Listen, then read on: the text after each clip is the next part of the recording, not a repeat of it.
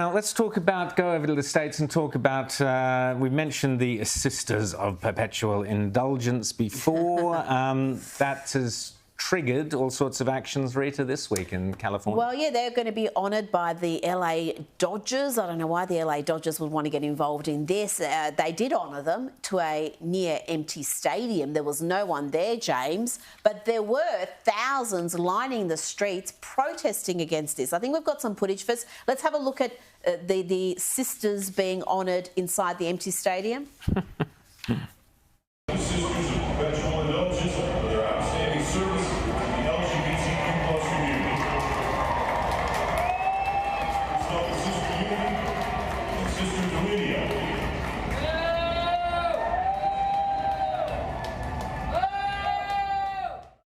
You can hear a couple of people booing, some people clapping, probably their mums because there's nobody else there.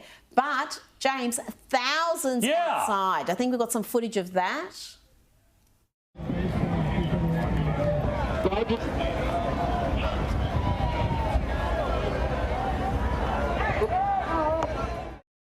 And, you know, this is the thing, guys. You know what the left always loves to say whenever there's some boycott and someone is canceled? They say, oh, well, you know, speech has consequences. Well, you know, here you go, LA Dodgers.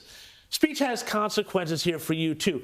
You go and you put up an anti-Catholic hate group, and there's no other thing that you can call this this outfit, this Sisters of Perpetual Indulgence. You could never imagine them, you know, doing the Prophets of Perpetual whatever about Islam or anything like that, of course. But no. The Catholic Church always comes in for it in California, in the City of Angels, Los Angeles, you know, a very Catholic place. They are getting exactly what they deserve, a very large, very loud, very peaceful, actually peaceful because nothing got burned down, protest. And, you know, again, this just goes to show that there's been this real sudden tipping point in American politics here where it's not about tolerance because everybody's tolerance. It's not about homophobia or transphobia or any nonsense like that. It is about just simply going out and offending the values of the people who purchase your products and enjoy your sports. The Conservatives have decided we're not going to continue to support or sit by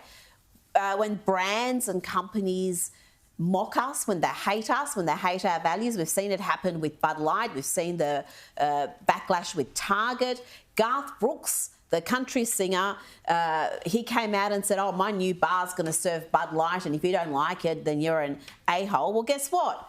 His investors have suddenly said, well, we're rethinking this investment because who's going to show up to your bar? Your fans are country music fans. They're pretty much right in the middle of this Bud Light boycott. So, yeah, they're finally hitting back, which I think is very refreshing. And these people who, you know, this anti-Catholic hate group, if you actually believe this, if you are coming out and saying we're speaking truth to power, then why aren't you doing it with the Islamists? Why aren't you saying that it's in Islamic majority countries where gays and lesbians and trans people are persecuted the most, where it is a crime to be homosexual in many of those countries? You can be killed for the crime of homosexuality, as they call it, or be imprisoned.